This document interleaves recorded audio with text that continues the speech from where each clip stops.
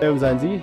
Welcome back to another episode of Farmers Inside Track. I'm your host, Duncan Masiwa. Still, we are out in the Bundus in Klerksdorp and we're chatting to a lady I've always wanted to have a conversation with.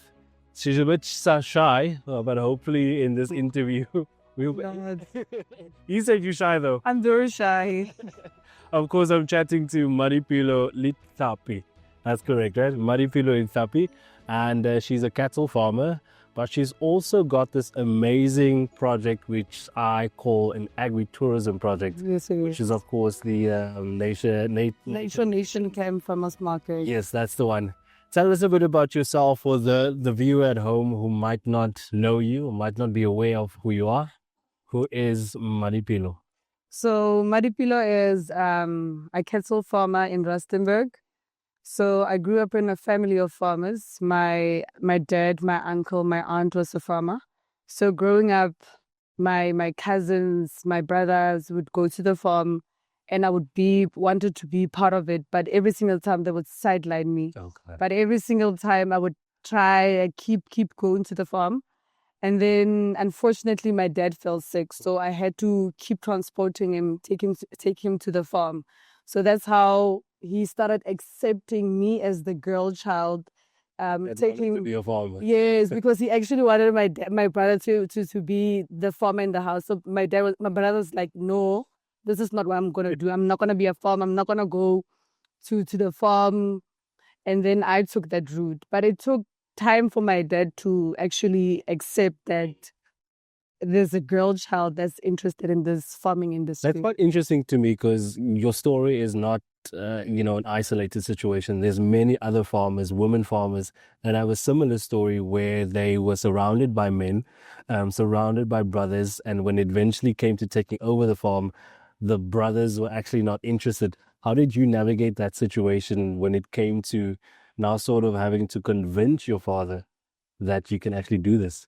So one day I went to the farm and I said to my dad that I can't keep going to the farm and not benefiting anything from this. So he left. We were in the kraal and then I left. He said I should leave. And then I went to the river because we have a river behind the farm. And then my husband called me and said I should come back. So my dad had 3 cows and he said to me, choose one. Mm-hmm. So one was still a young heifer. One was a bit sick. And the other one was pregnant. And I said to him, I want this pregnant one. Yeah. And he's like, why do you want this pregnant one? I'm like, I'm going to have a calf now.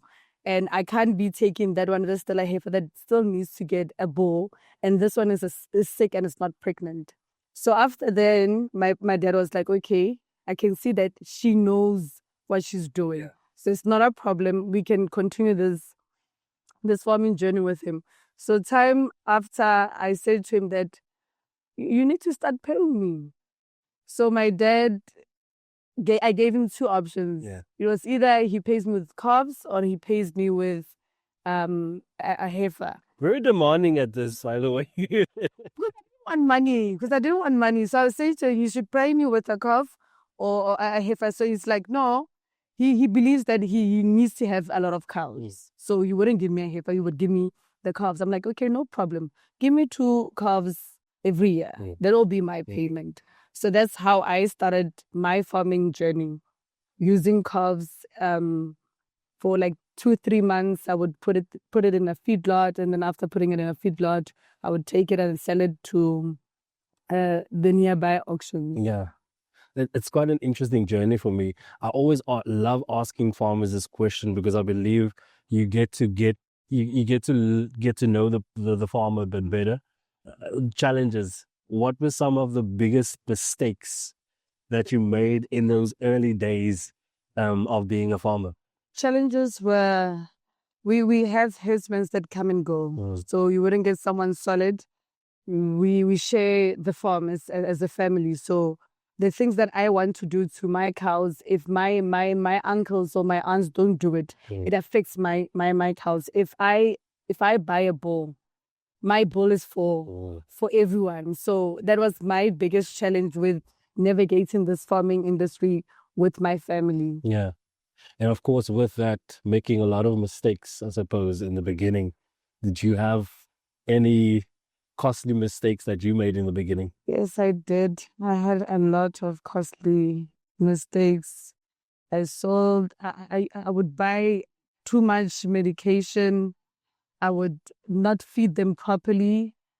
My husband coming and going, so you paying money. After 2 months, you're still paying the money back. So it was very financially draining in the farming, because I also had to sell a few of my cows in order to buy a bull. So even after they stole my bull, after I think it was like 9 months after I bought the bull, it was a financial strain because I took heifers out of the crowd to actually buy this bull. Wow. So it was a double loss. I couldn't sleep for months, and I still hope that I will find my bull. Yeah. It's a scary story, and it's a scary story that many other farmers share with you when they finally have this opportunity now to sort of take their farming business to the next level and invest in a bull, and then you have to deal with theft, of course. Yeah, a lot. It's a scary reality. Your farming enterprise or your focus, of course, is Brahman cattle. Brahman cattle. Why specifically Brahman cattle? I like Brahman cattle because of the meat quality. Because I want to see myself owning my own butchery and selling my own meat.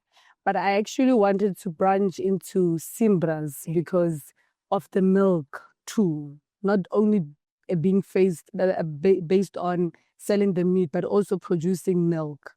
So it didn't go as I planned, but I think I'll recover soon. Yeah.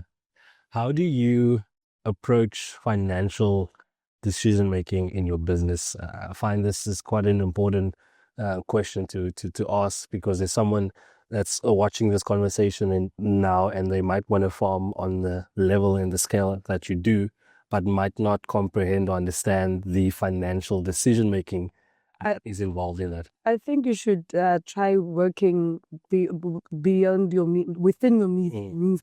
Actually, start small and work around whatever you have, and not do more than you can. Because if you're gonna start wanting to be a commercial farmer and you're still starting and you're still aspiring, you're not gonna make any profit. And with farming, you can't make profit today. It takes time, and you must be very patient with that. Yeah. Of course, you are also the founder and brain behind this agritourism project, Nature Nation Farming Nature Nation Camp Farmers Market. Tell us a bit about that. How did that come into your business portfolio? So I figured that I like planning, a lot of planning. So I also studied events management. So I wanted to infuse my farming and my events planning together. And the only way for me to do this is by actually creating agritourism event where I can do what I actually love, plan events, and also put farmers together and trying to put a farming community. So it took years, because I started wanting to do the farmers market first, and it didn't work out. I tried getting a business partner, and that also didn't work out.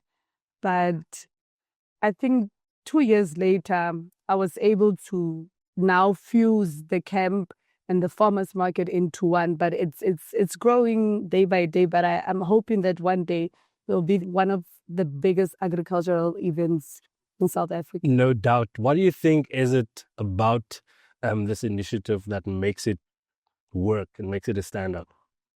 We don't just come here to just listen, because we are here to also socialize and network, but at the same time also have fun with other farmers.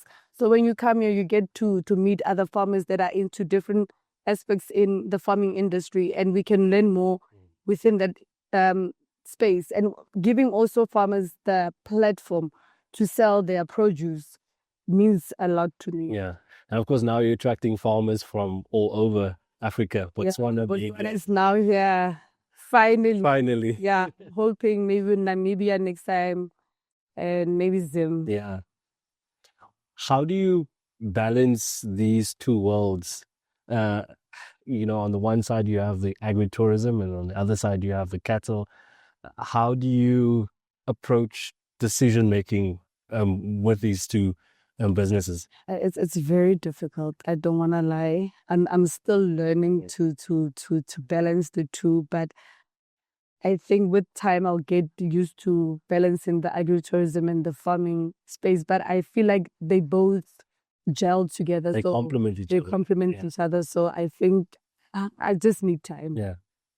Mmadipilo, in the next 5 years, what does that look like? In the next 5 years, I see myself as a Simbra, because that was what I actually wanted, what my dad also liked. A Simbra cattle farmer, having my own butchery. That is what I actually see myself in the next 5 years. Having my own plot where Nature Nation camp is, so that I can put it to the standard that I actually want, instead of having to go to different venues where I do get certain aspects that I want, but not actually the entire vision that I actually want. So that is where I see myself in the next 5 years. Mmadipilo, thank you so much for chatting with us. I appreciate being able to force you onto this beautiful blue couch and having this conversation with you. All the best with your future. Thank you very much, Duncan. There you have it. Mmadipilo Letlape, the founder and brain behind Nature Nation. Of course, you can catch all of this on www.foodfromzansi.co.za. Remember to subscribe to our podcast on your favorite platform so you never miss any of our episodes. From me, Duncan Masiwa, our technical producer, Megan van der Vent, and the rest of #Team Food from Zanzi. As always, thanks for listening.